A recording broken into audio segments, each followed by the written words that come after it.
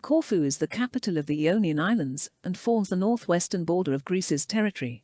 With a collection of historical hotspots, fabulous beaches, and legendary party destinations, it has been a popular tourist destination for decades. Keep watching to discover the perfect location for your very own trip to this historic destination. We begin a journey on the east coast, in the eponymous Corfu Town, the capital and largest city on Corfu. Home to more than 1/3 of the island's population, the city is broken into two distinctly different sides, the Old Town and the New Town. This is your more traditional Greek tourist city. While historic locations and artifacts are still dotted throughout, you will find a greater selection of shops, hotels, resorts, restaurants and bars here. Next, we move to the southeastern point of the island and the town of Cavos. Outside of Corfu Town, Cavos is undoubtedly the most famous location on the island. However, it has earned the distinction for a vastly different reason.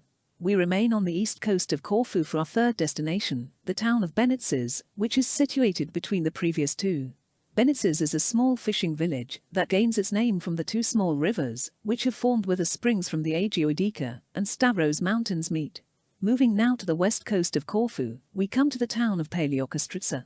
Long considered one of Corfu's most beautiful parts of the island, the town has developed a reputation as a thriving tourist destination. We now move to the first of three destinations on the northern coast of Corfu, to the town of Acharavi. This is a location that has a long history as a tourist resort. However, it has slowly lost ground against some of the other, more famous destinations on the island.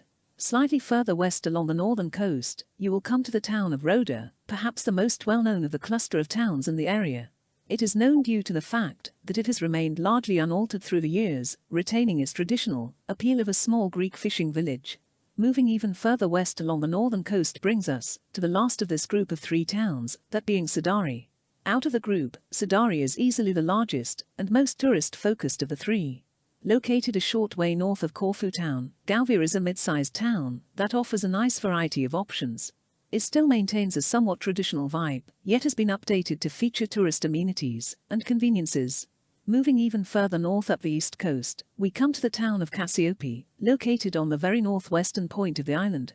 The best way I can think to describe this location is to imagine Corfu Town, only on a much smaller scale. Moving to the southwest coast of the island, we come to a location called Agios Georgios, not to be confused with the town of the same name in the north. This is a destination that is really only known for one thing, which is the incredible beaches the region has to offer. Our penultimate destination takes us back to the east coast, to the north of Corfu Town and Gouvia, to the town of Dassia. The best way to describe this destination is to say it is like a slightly downsold version of Cavos.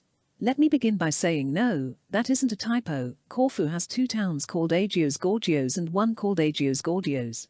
The latter is the one we will be looking at here, and it is located on the west coast of the island. Ipsos has a narrow beach, sand, and pebbles, and is located on Corfu's east coast, 9 miles from the capital. It is a safe place for kids, and hence an ideal base for families. The coast road runs parallel to the beach, so Ipsos is very accessible. Barbati is on Corfu's northeast coast, below the island's highest mountain, Pantokratoras. The white pebble beach and blue sea make a great photo. With the water shallow, swimming is fine for all age groups. The next village north of Barbati is Nissaki, a place of simple pleasures, but one that attracts many wealthy visitors. It is set back a little from the coast, that is accessed through pleasant olive groves, which produce lovely oil. Kalami is another lovely village heading up from Nissaki. It may not be the best place for couples with youngsters, because there is little to retain their interest, but if you want to relax, Kalami is worth investigation. You will see evidence of Corfu's history if you go to Liapades. That is because of the Venetian architecture that sits alongside traditional Ionian buildings. There are the typical cobbled streets of an old Greek village that have not changed in many years. Glyfada on the west coast of Corfu is rightly proud of the blue flag awarded to the beach. Behind there are the steep volcanic cliffs with dense vegetation, adding to the colors of the setting. Head to Glyfada if you want to relax, and you will not be disappointed. Mandouki gives you access to all the capital's facilities, while allowing you to enjoy its history. Sirocco Square is close, with all the associated activities that important squares provide. Panagea Plateterra and the Old Port are close as well, so you can walk around and catch some important landmarks. Relaxation is the word if you choose Arillas as your base for a Corfu holiday. It has a reputation of being Corfu's spiritual capital, and if you are looking for meditation, arts, and massage, you have found the right place. You should by now have settled on the perfect destination to make your dream vacation to the island happen. So, all that's left to do is go and start getting things booked, so you have to wait as little time as possible before you get to start experiencing all of the island's wonders for yourself.